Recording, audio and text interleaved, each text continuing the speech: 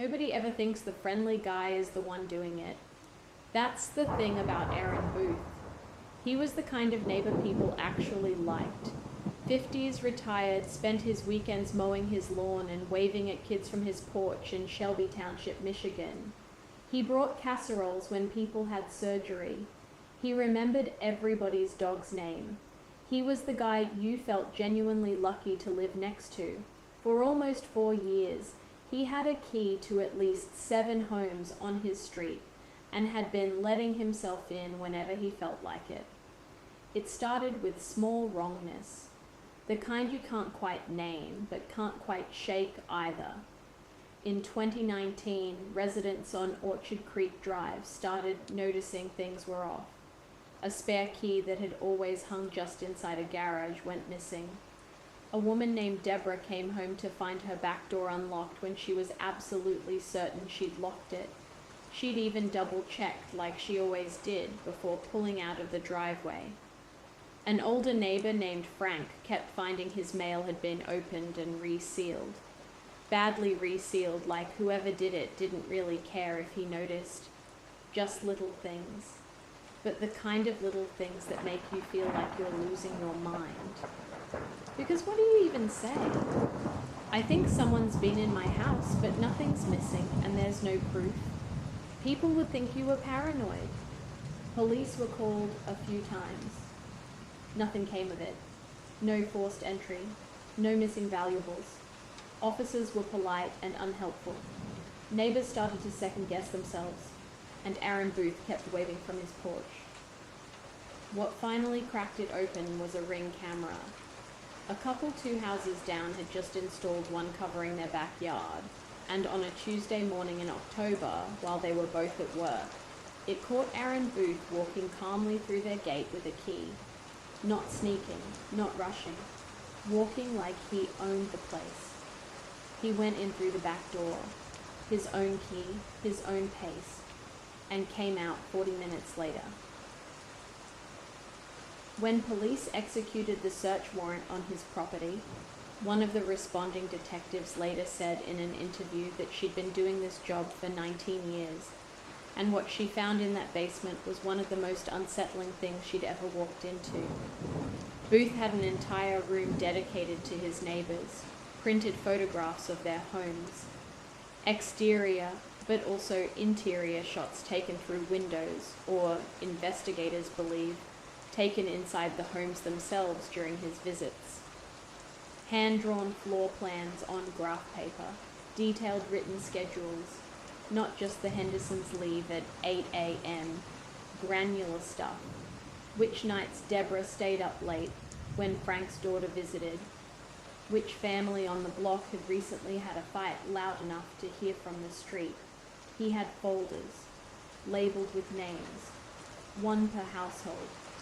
He had catalogued these people's lives the way someone might catalogue a collection they were deeply, privately proud of. And investigators found no evidence he had taken anything significant from any of those homes. No valuables, no financial crimes, no blackmail. He wasn't selling information. He wasn't doing anything with it that investigators could find. He was just going in, sitting in their spaces, going through their drawers, their medicine cabinets, their personal documents, learning them, and then going home and writing it all down. When they asked him why, Booth was calm. Cooperative even, he said, and this is in the official detective's report, "I just like knowing things." Think about what that means for a second. He didn't want their money. He didn't want to hurt anyone, at least not in any way he'd ever acted on. He just wanted the knowledge that he could walk into your house while you were at work and know more about your life than you'd ever willingly tell him. That was enough. That was the whole thing. Deborah found out that he knew about a health scare she'd been dealing with privately, something she hadn't told her own neighbors. He knew because he'd read her medical paperwork. She said in an interview she felt physically sick when she realized he'd sat at her kitchen table in her house and gone through that. He was charged with breaking and entering, possession of burglary tools, and stalking. He pleaded out. He served 22 months. 22 months. For years of this. The part that makes people on that street still uneasy, several of them have since moved, is that he was never caught being threatening, never aggressive, just friendly, normal Aaron. The man who knew everyone's dog's name because he'd made it his business to know everything about everyone, and no one had any idea. One of the neighbors said something that I keep coming back to. She said even now, when she moves into a new place, the first thing she thinks about is the neighbors she hasn't met yet. Because you just don't know. You never know. Your locks only keep out strangers. And Aaron Booth made sure he was never a stranger.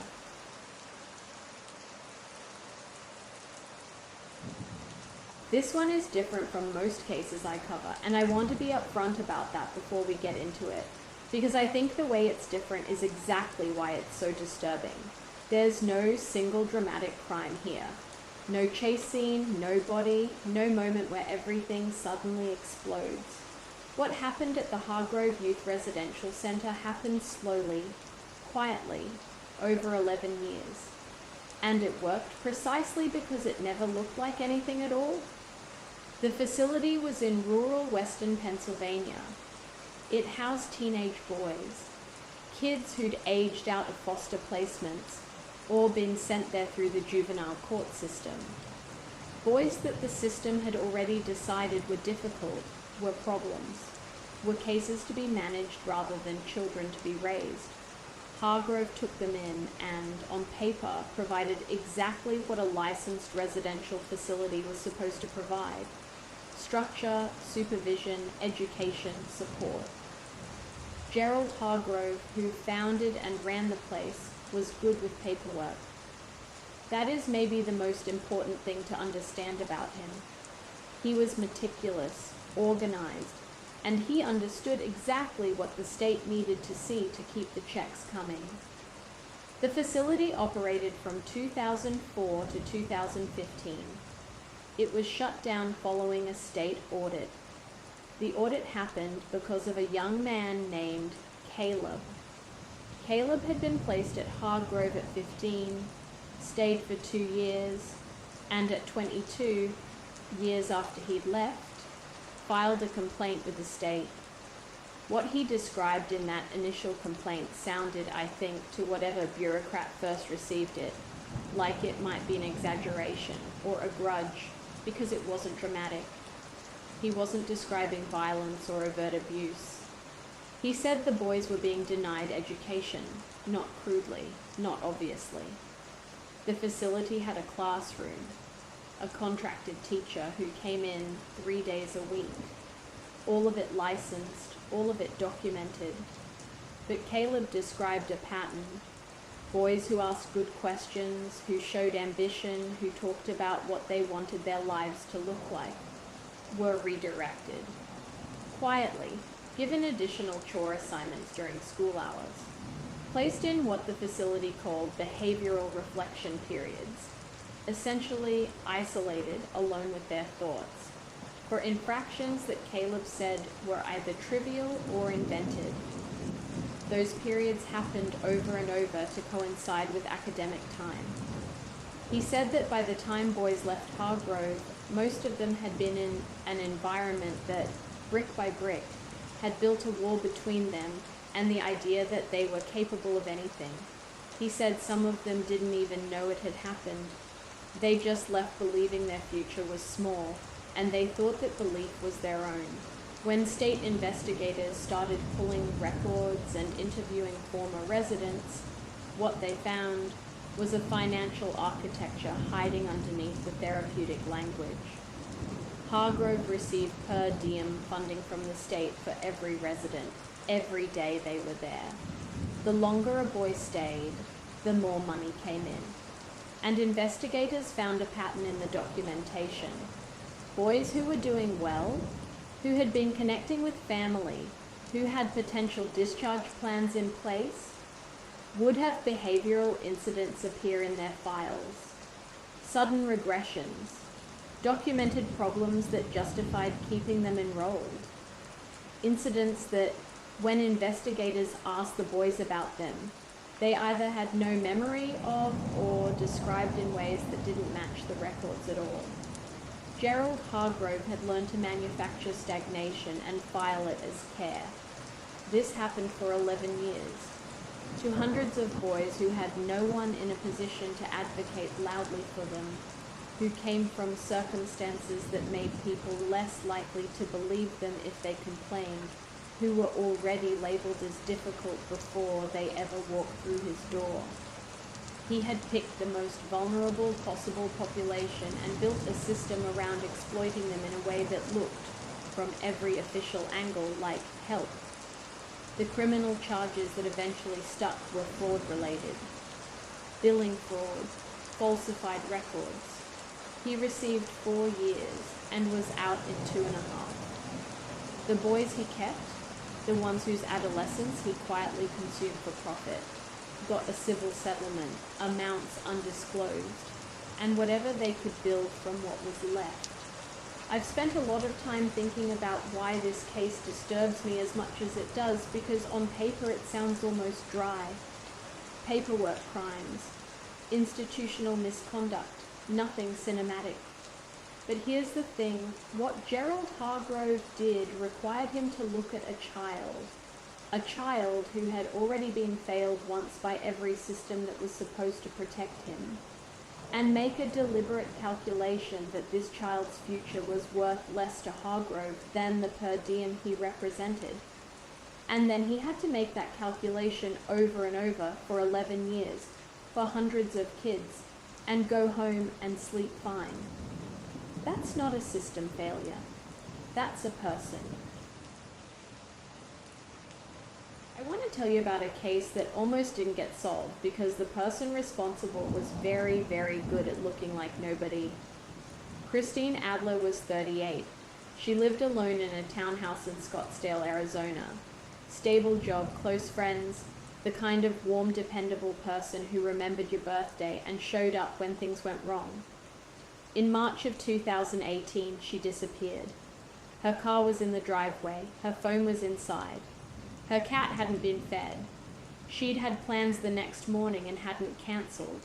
Christine never cancelled without calling. She was just gone. Investigators went through her life and found nothing. No bad relationships, no enemies, no red flags. Just a woman who should have been there and wasn't. What cracked it open was a detective named Sandra Okafor, who had a habit she called building the terrain. When she worked a missing persons case, she would map the victim's life, every regular stop, every route, every address they passed. And when she built Christine's map, one name kept appearing on the edges of it.